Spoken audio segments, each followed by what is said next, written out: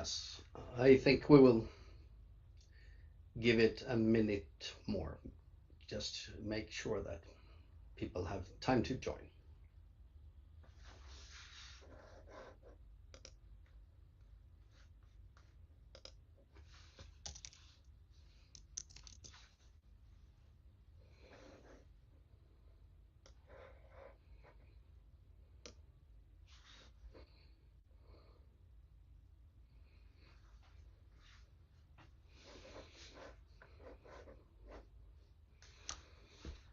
All right. Welcome, distinguished representatives of international, multilateral, bilateral, and national organizations, ladies and gentlemen, colleagues, and friends. Exactly almost on the day 30 years ago, a new era started with the sweeping changes across Europe, Central Asia, Africa, and Southeast Asia. That area of democratization was brought to a definitive end last week, Thursday, with Putin's invasion of Ukraine. Autocratization changes nature is the theme of this year's democracy report. What is going on today, we think, is sort of the ultimate and dangerous example of that changing nature. With me here today, I have also Vanessa Boese, assistant professor here at the Institute, to participate and help me present the report. And we also have 5 distinguished panelists to offer their reflections and comments. Katarína Klingová, Senior Research Fellow at the Center for Democracy and Resilience at GLOBSEC, an international think tank based in Bratislava. She's there leading research on information operations and hybrid threats. We also have Edith Zgut from the Visegrad Insight, where she's a fellow. She's also a lecturer at the Center for Europe at the University of Warsaw, focusing on illiberalism in Hungary and Poland and the constraining role of the European Union. We also have Sandra Botero, Associate Professor at the Universidad de Rosario, excuse my pronunciation, specializes in relationship between judiciary and democracy as well as electoral behavior with a regional focus on Latin America. And Joseph Asunka, the CEO of Afrobarometer, former at UCLA and also the ULED Foundation, has done research on distributed politics, elections, and migration. And finally, Arvinn Gadgil, director of the UNDP Oslo Governance Center, who has been engaged in governance and development policy for almost 30 years. Welcome to all of you. We're very proud to have you with us today. Without further ado, let's go into the democracy report this year. It has 3 main parts: democracy worldwide, the state of democracy worldwide, democratizers and autocratizers, and the final part on autocratization changing nature. In the first part, we want to highlight a couple of things from that part. First of all, by our count, democracy in the world is back to 1989 levels, just speaking to what I said in the introduction. And now 70% of the world population live in autocracies. Secondly, dictatorships are on the rise. And thirdly, this wave of autocratization is likely to lead to more armed conflicts. So let's look at this claim that we're back to 1989 levels in terms of democracy. Here's how the evidence looks like that's found in the report. These are the population-weighted measures of democracy for the world in the black line in the middle, and then for the different regions. And you can see the steep decline in all regions in the last 10 years or so. Democracy is ruled by the people. Therefore, we think it matters how many people are affected by levels of democracy. So if you look at this last this red line in the middle, takes today's level that the average global citizen enjoy and stretches this back, and then we're back to 1989 at the very end of the Cold War. That should put things in some perspective, we think. Secondly, dictatorships are on the rise.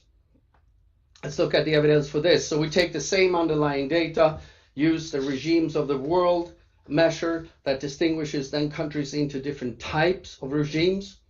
And here going back to 1971, and we see this long decline in these close autocracies, the really harsh dictatorships, that have recently begun to increase again. And in this last, again, almost 10 years, that slope is going upwards and now counting 30 close democracies that together with the 60 electoral autocracies then harbor 70% of the world population. Meanwhile, the number of liberal democracies is in decline, and so on electoral democracies, as you can see in the graph. And this wave of autocratization and this change is likely to lead to more armed conflict. Research, a long distinguished line of research, is showing that democracies don't fight wars with each other. So by implication, if we get fewer democracies, then there are more countries that could start wars with each other. And democracies are also much less prone to civil conflict. This goes back to Immanuel Kant's democratic peace theory, and this research showing that especially sort of vertical and horizontal constraints, as they decline, makes leaders of countries more inclined to start conflicts. That's the increasing slope with decreasing constraints. As a consequence, we reported this already last year when India turned an electoral autocracy. By statistical probabilities, the risk for a militarized conflict with neighboring Pakistan has increased with 300%. So we're talking about some significant increased risks here. We'll look at Russia's development. Speaking about what's going on in Ukraine today, is that Russia's decline on that measure from 2000 to 2001. When Putin took over in Russia, Russia was a sort of at least somewhat minimally democratic. Democracies don't fight wars with each other. Ukraine before the invasion was an electoral democracy by minimum standards at least, with elected leaders from democratic elections. Democracies would not have fought wars with each other in all likelihood. This is also in a policy brief that we produced at the Institute last year. It's available online from the website with all the evidence. So that's the first point of the report. We're back to 98 levels. Dictatorships are on the rise, and this is likely to lead to more armed conflicts, as I think we are seeing right now today. The second part, we look at the democratizers and autocratizers, the countries that are in change right now. Just going to highlight a few things. We have a record number of countries now autocratizing, also a record share of the world population in those countries. We'll look at the major autocratizers that are threatening freedoms, including, and in particular perhaps, the freedom of the media and expression. And there's also a focus on the EU and its eastern flank, where we now see an increasing number of countries autocratizing. Let's look at the evidence here. First, here is a graph showing the number of countries either improving on democracy or declining. From 1971 again, and you see this at the height of the third wave of democratization, 72 countries at the same time were democratizing. And then that fell down very rapidly and is down to 15. Meanwhile, in this period of that we call the third wave of autocratization, increasing number of countries are autocratizing now, numbering 33. And that wave started with Putin's derailment of democracy in Russia. In this graph, that's the very first country moving up. And when these countries autocratize, look at what's happening. This is a graph showing different components of democracy. In 2011, looking back at the last 10 years, all of them were improving in many more countries than they were declining. And then 10 years later, today, this is how it looks like. All the components getting worse in many more countries than are getting better. And worst of all, you have freedom of expression and the deliberative aspect that also captures polarization to some extent that Vanessa will talk about in a minute. So that's the second part. Let's look at the major autocratizers. The top 10 in the last 10 years are these countries. Notably, all of them were democracies 10 years ago. And 7 out of 10 are now either electoral or closed autocracies. Red markings. Among them, India, with its risk of increased conflict with Pakistan, Turkey, of course, and Turkey has already been engaged in our conflict, of course, in Syria. EU and the eastern flank. 6 out of the 27 members of the European Union are now autocratizing. EU is facing its own wave. Hungary and Poland has been there for a long time. They're among the top worst autocratizers. But we now, in the last 3 years, also see Slovenia join that top list for the last 3 years. And in addition to that, Croatia, Czech Republic, and Greece have significant and substantial declines on the liberal democracy index. And then you have the neighbors, Belarus, Serbia, Turkey, that are also major autocratizers. This is a worrying trend. So the second part highlights are the record of countries autocratizing and the major autocratizers, including now also some of the EU and its eastern flank. Let me hand over to Vanessa. Thank you. Yes, as Staffan highlighted before, this democracy report really outlines several signs and highlights several signs that autocratization is changing in nature. And there are 3 areas where we particularly sort of see that changing nature. And the first is that last year, for the first time in a very, very long time, we saw a year full of coups. We had 5 military and 1 self-coup in the last year, so that's a sharp break. Then next is a wave of polarization, and this wave is affecting countries across the globe. And I'll talk a little bit about why we should care about that and why that is worrisome in a second. And last but not least, we have evidence that intentional government misinformation is multiplying, and this is also affecting all countries across the globe. So let's take a closer look.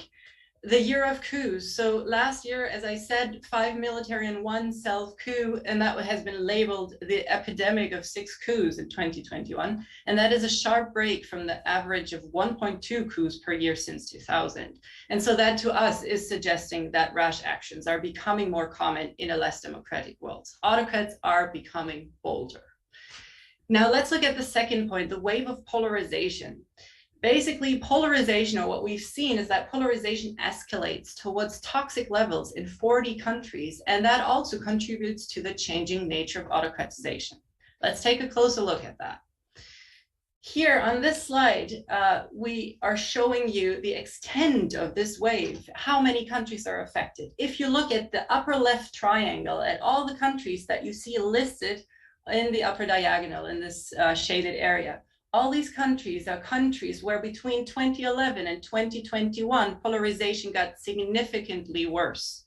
And on the contrary, below the main diagonal, those 6 countries are countries where polarization decreased. So we see from this graphic, polarization is affecting many more countries now than it was before. And these countries are all over the world. And we see many small and large countries alike. You see Russia, you see the Ukraine.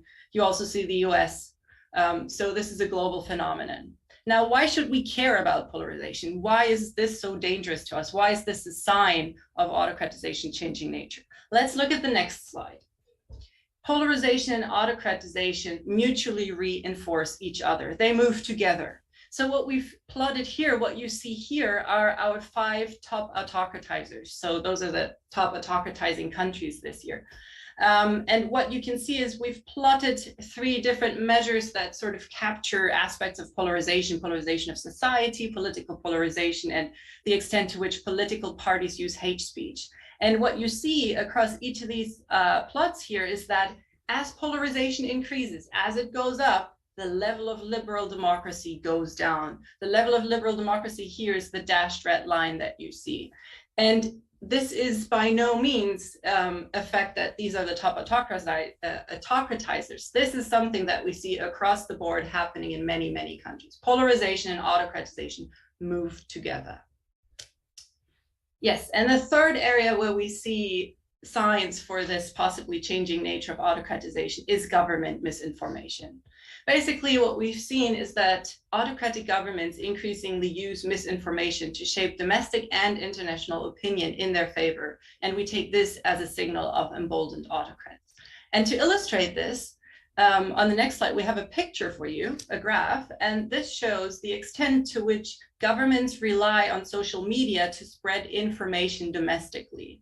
And you can see that across world region, this has been increasing. Governments have been increasingly relying on misinformation spread through social media. And here Russia again is a prime example where since Putin came to power, he has increasingly relied on misinformation to shape domestic opinion. But this is by no means limited to the domestic sphere. So we also, and you'll see this in the report, we have also data on misinformation abroad. So governments also rely on misinformation to shape citizens' perception of themselves abroad.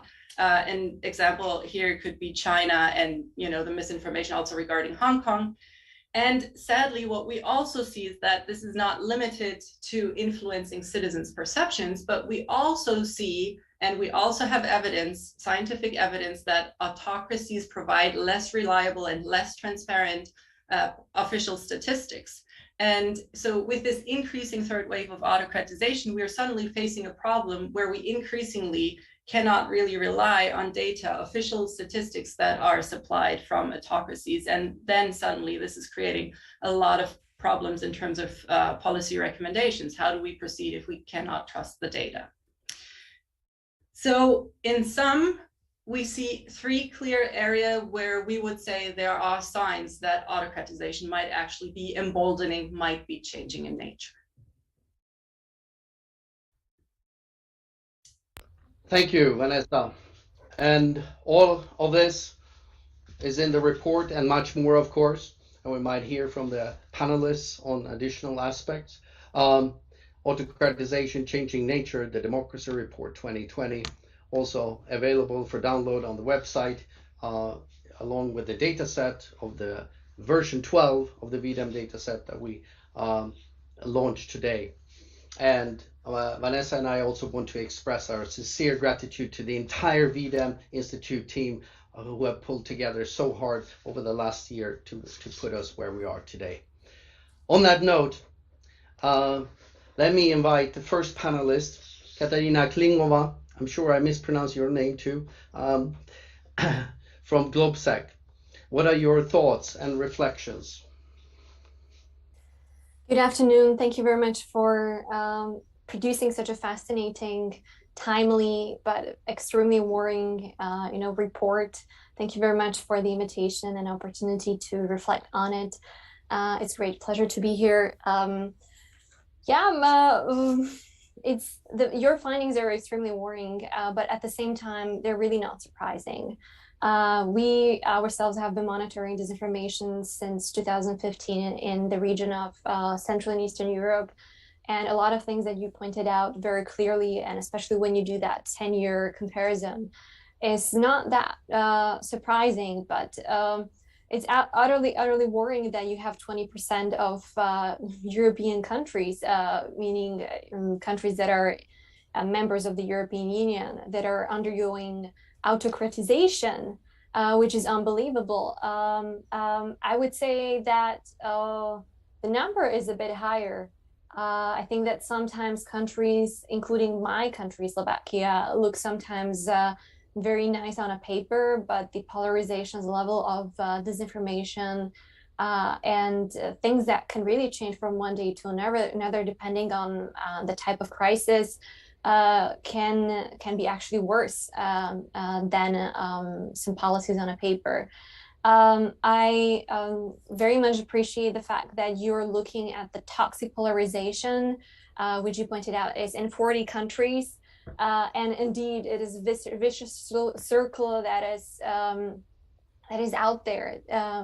And I really appreciate the fact that you're looking at the multiplying disinformation. However, I would not call it misinformation. I would call it disinformation, because what we see from our research, for example, GLOBSEC Vulnerability Index, which has used V-Dem data, it's that there is increasing number of domestic political actors, political parties, public representatives, that they themselves are actively using conspiracy theories, disinformation, to lead smear campaigns against their opponents, to capture the attention of people who believe in various conspiracy theories.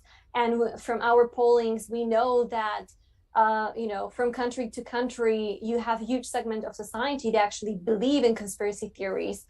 We did a polling where we really polled various mother of all conspiracy theories in 2020, and we found out that 56% of Slovaks on average believe various conspiracy theories.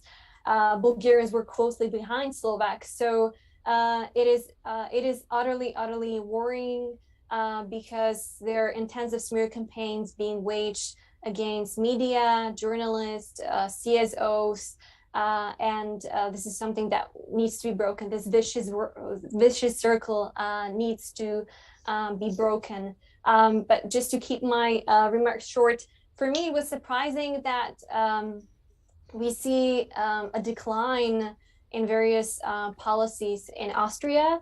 This is something that we ourselves will have to look up to, because when we do a lot of comparisons, Austria is for many Central and Eastern European countries this like a benchmark for democratic society, and if it's declining, that we need to be aware of that.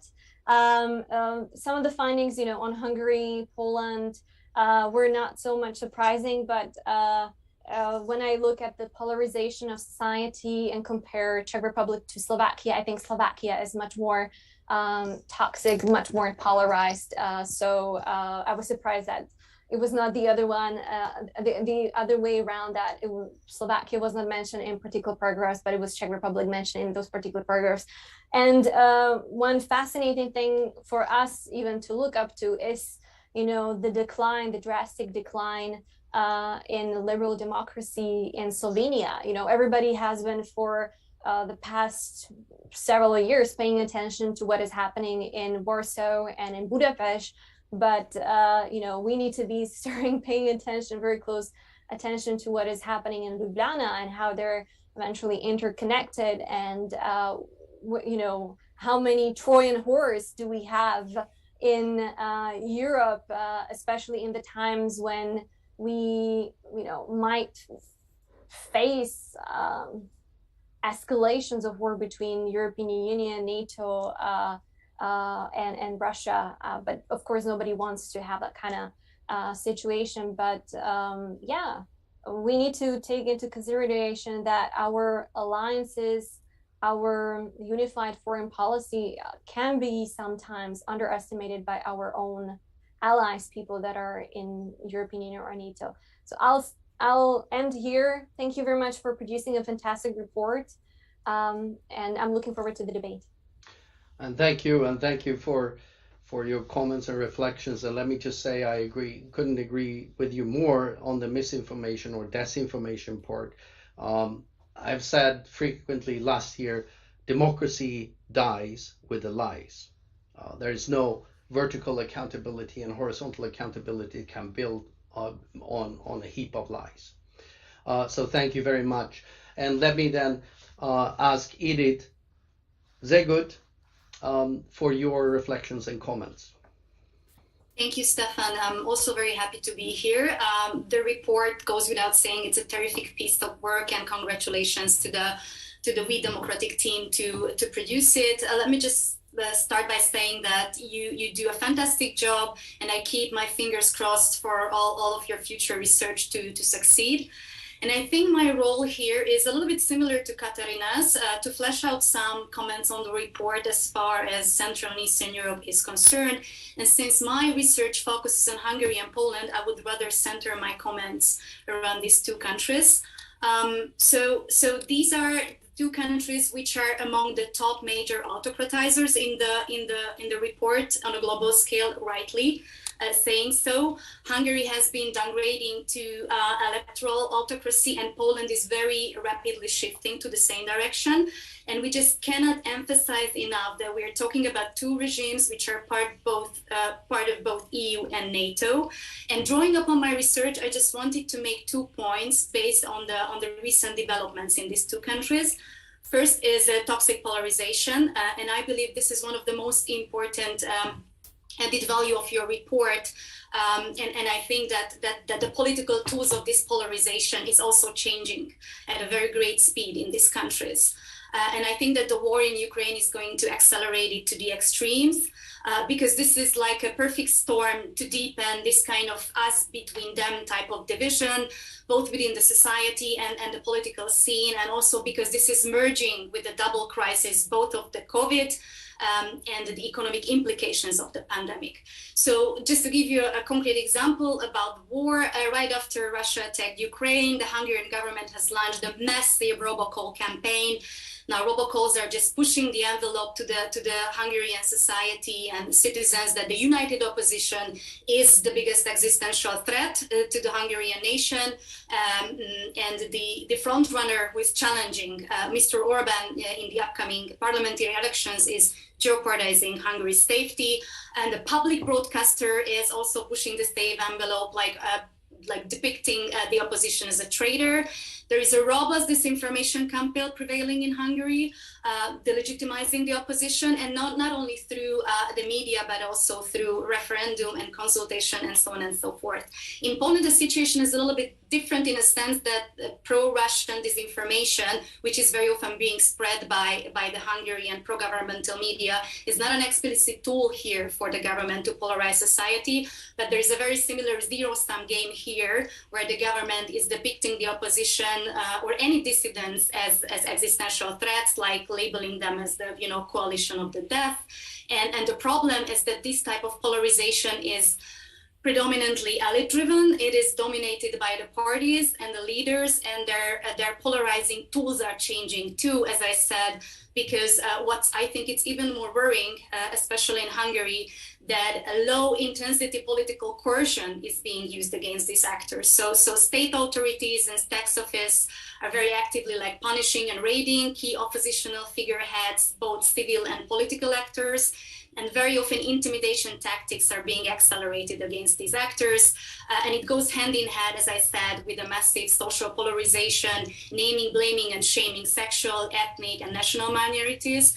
And the problem with this is that it's posing a serious threat to the quality of democracy, because it's also negatively impacting social cohesion, and it's undermining social stability and also trust, both interpersonal trust and trust within the institutions. And very briefly, my second point that I wanted to make, this is concerning the nature of democratic backsliding in Central and Eastern Europe, and why is it so difficult to grasp the essence of it here harder than in Western or Northern European countries, is because democratic backsliding in Central and Eastern Europe, in particular Hungary and Poland, are not driven only by the violation of the rule of law. They're much driven by informal power in both countries, which is methodologically a little bit more challenging to assess than the formal violation of the rule of law. So I'm thinking about clientelist corruption and electoral clientelism. It has been intensified in these countries, and this is how the government is heavily tilting the playing field to its own benefit. And of course, Hungary is in the most advanced stage, when the regime is not primarily determined by formal or legal norms, but informal practices. And just to give you one or two examples, how does it look like? the decision-making is very often prevail outside the formal institutional framework. Top cronies are centered around the government. They are successfully capturing the economic, most important economic sectors. Also, the relatives around the prime minister are part of these circles. And again, it's often a very coercive, happening in a very coercive manner. For instance, private enterprises are being taken over. It became more prominent. And when it comes to Poland, again, the nature of it, it's a little bit different, but the bread and butter of it is that the regime is trying to maintain power throughout organizational clientelism, like distributing political and state company positions.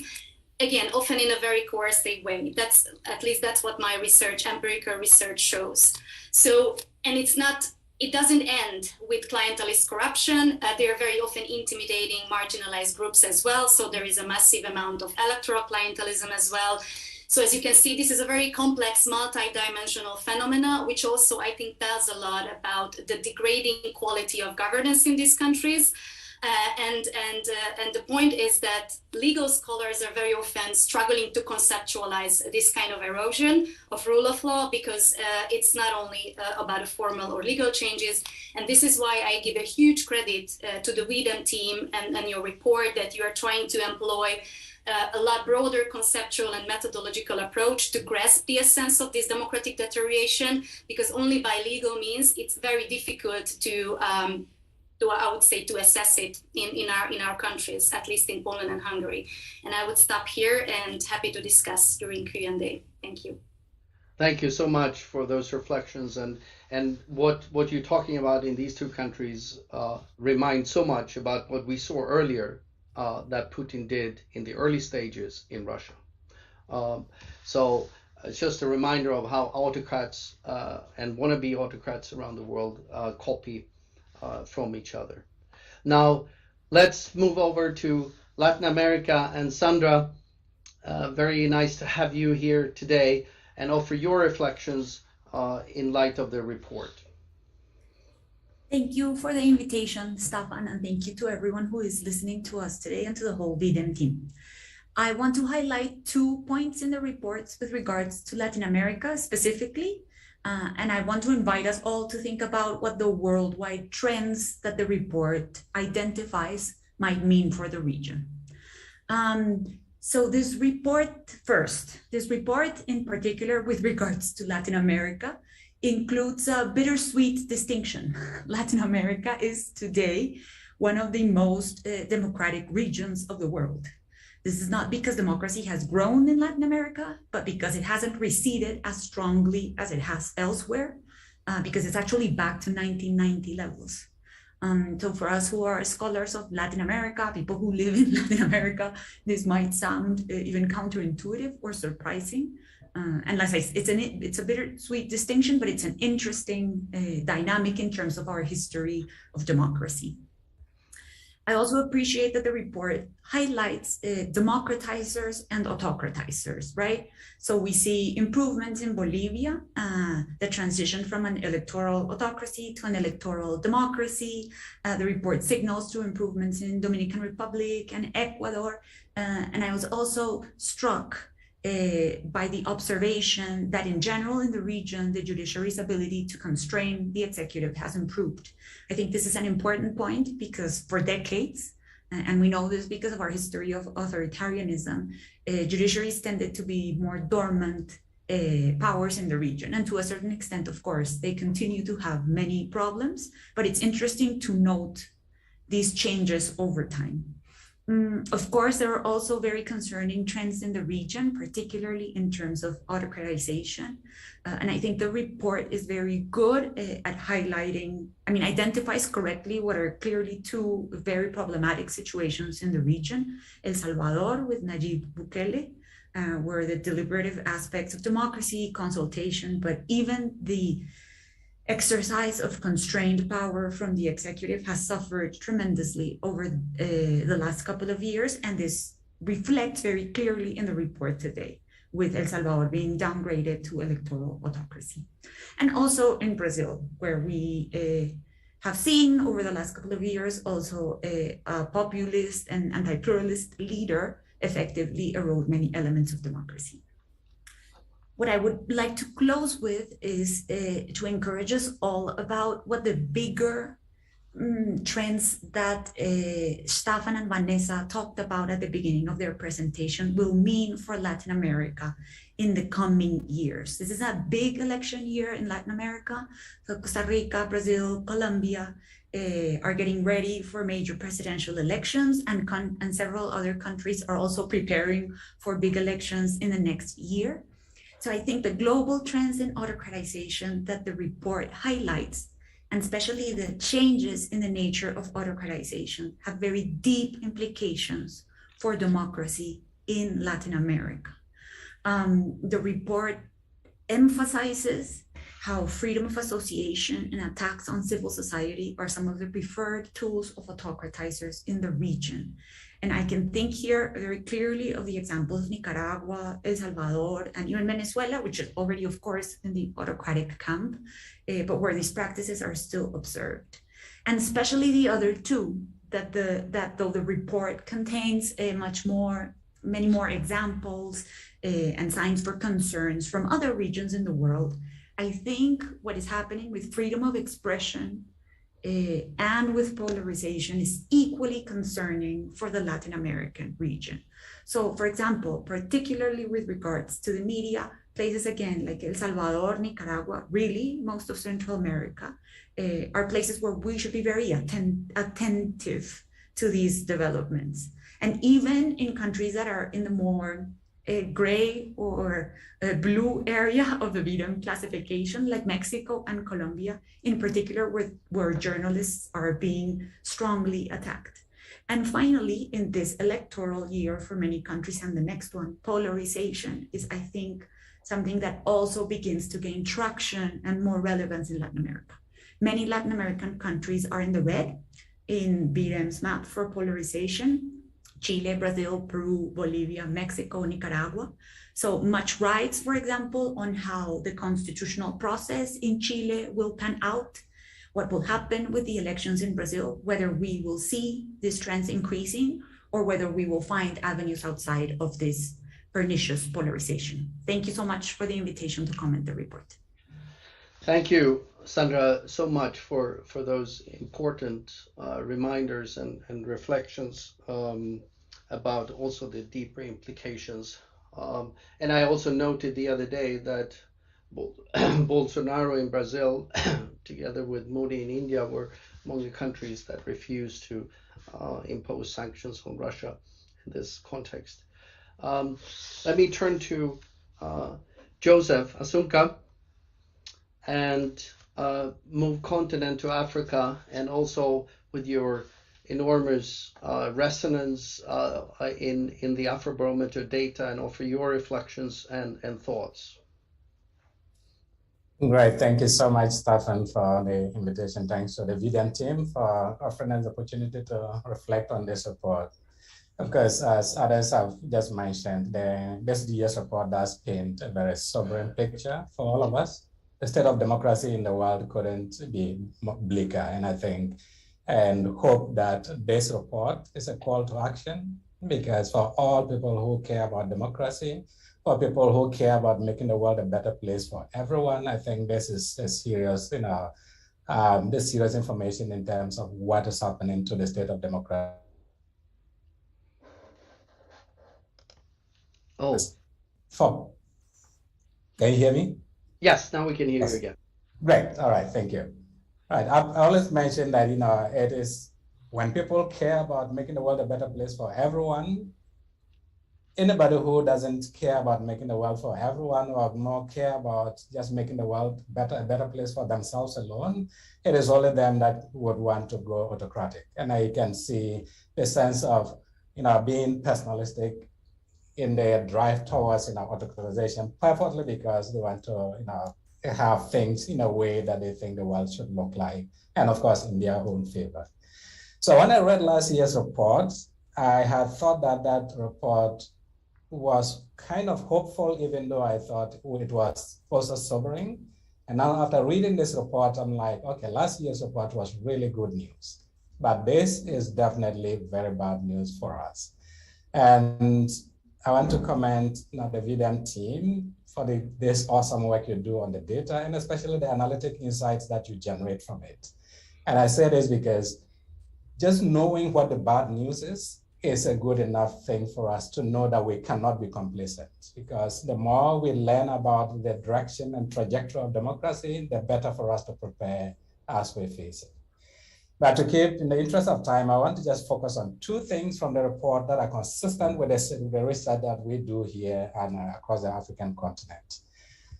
And the two things I'm going to focus on are civic space and the issues around freedom of expression. And I also touch briefly on the increasing number of coups d'etats on the continent, which is a topical issue for the continent at this moment, and one of the biggest contributors to the erosion of democratic gains on the continent.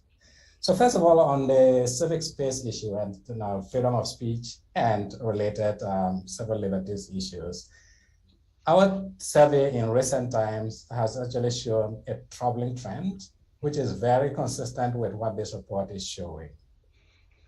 While lots of Africans, a large majority of Africans, more than 6 in 10, support all the freedoms that you can think of: freedom of association, freedom of movement, freedom of speech, we have overwhelming majorities of Africans being in favor of all these liberties. The unfortunate thing is that there has been a high level of self-censorship over the last 10 years. When we ask people whether or not people are free to say what they want, you have to be careful about what you say about politics. And what we've seen is a consistent increase over time.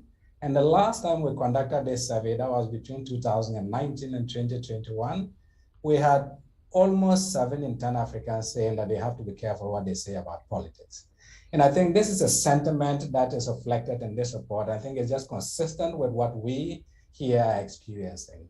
Same way with civil society in terms of how they operate and whether or not they have the room to engage with government. And of course, some of the protests that have broken out in Africa are partly as a result of some of the crackdowns that we've seen that government has meted out to civil society in particular.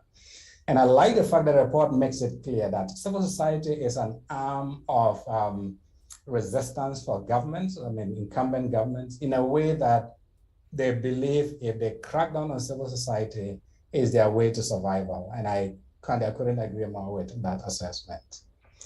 When it comes to media freedom, the same way, what we have recorded in the last year, the latest round of the survey, has been a very significant jump between 2016, when only 46% of Africans supported media freedom. It jumped to 64%. In fact, that's one of the biggest jumps we've ever recorded in our surveys when it comes to media freedom. And we think, it's also in part due to the issue of the pandemic, that when we ask people about what their concerns are about the pandemic, in addition to the health issues, people are concerned that politicians might use the COVID as an excuse to expand their power. And we think, the support, the growing support, the sudden jump in support for media freedom is due to the fact that people believe that politicians will use the COVID-19 pandemic as an excuse to increase their power. All right, so my second point, which is also consistent with the report here, has been the military coups, which is here now well captured in this report. And of course, Burkina Faso just missed it a bit, but I'm glad that you're able to capture it at least towards the end to reflect the broad picture at the moment. As you will know, of course, most of the coups have taken place in the West Africa region, and it's become like a turbulent region for now. And these coups, of course, have contributed, as I mentioned, to a significant erosion of democratic gains and taken us way back to before the 1990s when the continent started to democratize. So one may argue that maybe it is the savvy coup leaders who have mobilized citizens, and especially for some of these coups, we see people come out to the streets to celebrate, to welcome military into power. Does that mean that they like military rule? Do they welcome the coup makers? Yes, it could be one example. One point that the report makes is maybe the coup leaders are savvy enough to mobilize people onto the streets in support of their intervention to give them a sense of legitimacy, or at least signal to the public today, the broader world, that there's some sense of legitimacy about the military intervention. But what our surveys have shown is that story is not always straightforward. And sometimes it's completely different than savvy military rulers actually mobilizing people. What we have seen is in some of the troubled countries that we've surveyed, especially in Mali, right before the protests that started, the events that led to the overthrow of President Keita, is that the general sentiment in the countries have been one of despair and resignation. And I say this because when we asked Malians just at the beginning of 2020, we had lots of Malians stating that they think that the country is going in the wrong direction. They did not trust the president. In fact, it was the lowest level ever that we've ever recorded. And in addition to not trusting the president, there was a lot of trust in the military. And so it felt like Mali was just spinning out of control in the eyes of people. And so having an intervention that would break what I may call a train wreck felt like a relief. And anybody who is relieved from a near-death event may feel the motivation to want to celebrate whatever may have stopped it, even if it's an evil thing, because it seemed like a necessary evil. And so we need to make a distinction between a coup and why people celebrate those coups and a military regime. If you look across our surveys, Africans generally reject military regime. And all the other autocratic forms of government, they reject them. And democracy, support for democracy is always consistently through the roof. And so in some sense, people keep asking me, does that mean that there's something like a good coup? I don't have a direct answer for that, but I think that whenever we talk about coups and what they mean for democratic development, we need to understand where the country has been and then why the people are doing so. So thank you for that, and I look forward to the discussion. Thank you so much, Joe, for those important reflections on the dynamics here, also with the sentiments in Africa. Let us move on then, Arvinn, from the perspective where you sit, right in the middle of the international community, what are your thoughts and reflections? And perhaps, if you want to, I've seen in the Q&A, there are also questions about what the international community is doing, can be doing, cannot do. What are the lessons learned in face of these trends? So please, Arvinn, for thoughts. All that in 5 minutes. Well, first of all, Staffan and Vanessa, I just want to thank you and your 3,000-piece team for another, fascinating, tantalizing, and of course, depressing report.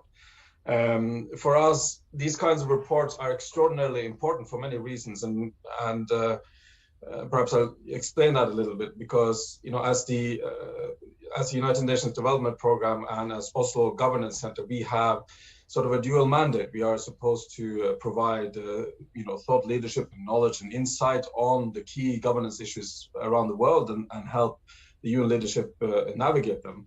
And we are supposed to provide some sort of strategic guidance to our country level operations, where we deal in specific governance related programming in more than 130 countries. Now, doing that in this environment is challenging, as you can all imagine. But I think it is important to convey that this type of research, this type of collaborative work that V-Dem represents, is extraordinarily important for us, because it actually makes our work easier. We can test our hypotheses. We can try to understand the strategic picture better, and we, of course, we don't necessarily adopt every conclusion in the report automatically, but we use it as a basis for conversation, which I think is, much enriched by your contribution. So I just wanted to say that this is actually a practically important tool for us, and we use it.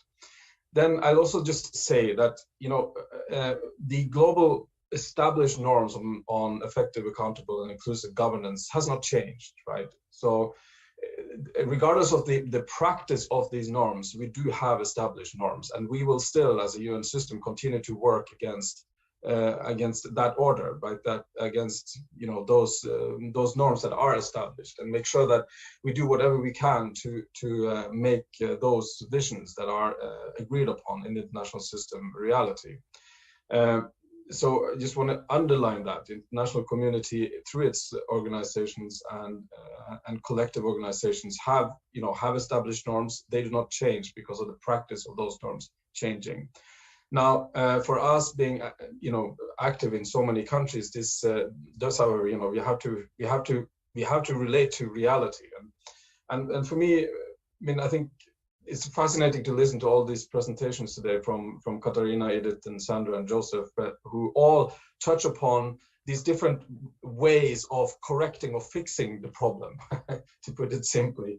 And for me, it perhaps boils down to this quite simple but still very complex formula that we need to be able to use at least 3 tools in our toolbox. Which I call the glue, the hammer, and the leveler tool. And the glue tool, which both Edith and Katarína talked about a lot, which is the question of the social contract, the trust between, the vertical trust between institutions and citizens, and how to strengthen that, is a critical question that we need to answer much better than we're doing today. And very often we start, those conversations with the thesis that we need to build trust, right? That trust can be built. That's, the essential part of this glue that has to be there for inclusive and accountable governance. But trust cannot be built. Trust can only be earned. And a critical question for us as practitioners is, given this knowledge that V-Dem and others are giving us, how do we actually target our advisory towards reform efforts that are efficient to inspire that trust, to inspire that glue in society, and not just, and making that a selection criteria for how we operate. And the second tool for me is the hammer, and that speaks to the misinformation part, which is, we need to establish truth. Inclusive public sphere issues are not, they're not just an intellectual exercise to try to understand what it means that there is misinformation. It is the very fabric of society relies on reliable information and facts. And our Secretary General in the United Nations have been clear. He even called it an existential crisis for humanity. So we need to find a way to use this tool, this hammer, to establish new rules and ways of governing the inclusive public sphere. To create, truly inclusive public conversations, but also to make sure that misinformation and disinformation is not a dominating aspect of our societies. And finally, the final tool we need to grab now is the leveler tool, which is it's perhaps a little bit more philosophical, but it's still important. It is, we need an international scaffolding, a way that we can measure progress as an international community that works better than today. And again, our Secretary General has pointed it out very clearly in Our Common Agenda document, which I recommend everyone to have a look at, where he basically says that the multilateral system needs a major overhaul. And to me, that overhaul, and if you read between the lines, is very much about how international system can be a driver of more inclusive, more effective, and more accountable governance. And to do that, I mean, you need a different international climate, but let's not underestimate how quickly these things can change. Suddenly there will be an environment where you can start discussing reform of the international system, discussing a way of creating new global norms and standards. And preparing for that day is also part of our task, to use the leveler to understand what is needed to create a global dynamic towards more and more inclusive governance. So there's much more to say on this stuff, and I probably didn't answer any of your questions, but we may have some time later. Can I just add one more thing, Staffan, just quickly? And that is on a couple of worries that I have. One thing is that this particular global political situation we're in now, unfortunately reminds us of a time when the ideological contestation around governance system was very, very intense, right? So the Cold War. I'm not suggesting that we're entering a new Cold War phase, but certainly there is a chance that the contestation on ideological grounds around questions about how we distribute and manage and manage power in our societies becomes much more infused with global political concerns. And as a result, well, let's hope we don't end up in a situation where development contexts become battlegrounds for these ideological contestations. Of course, we are in very different times. There's so much more agency in developing countries now than then. But let's reflect on that. What does that mean for the future of, of these norms, these global norms on democracy and inclusive governance? And finally, I think we are facing a really critical question right now, which is the interconnectedness and multiplicity of crises around the planet that cross boundaries and that are, extraordinarily difficult to solve. The climate crisis that threaten every human being on the planet, the nature crisis that threaten our water and food supplies, and the inequality crisis that threatens the dignity for every human being. I mean, how we solve these is critical. And of course, part of it is going to be transformative governance decisions. And at the moment, we're in a situation which we discovered through our report on human security a couple of weeks ago, that 6 out of 7 people around the planet are fundamentally insecure about their future.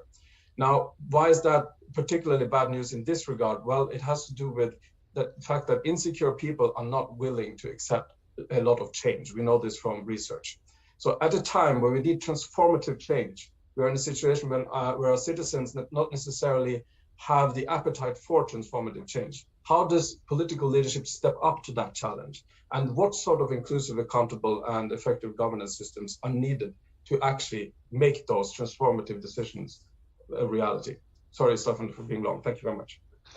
Thank you so much, Arvinn, for those important reflections from where you sit. And I think transformative governance, at least from where I sit, cannot do without democracy. That's a big challenge in the current climate. And I think you and all the panelists here came back to misinformation and polarization as really significant developments across the world. Vanessa, I think you have something to say about that as a final reflection here before we close. Yes, I just wanted to pick this up and say that and sort of really highlight this. So polarization in itself is something that is very manageable for democracies. Democracies can thrive, and this is a stunning feature of democracies, that they thrive by having a variety of opinions, and they can be opposing.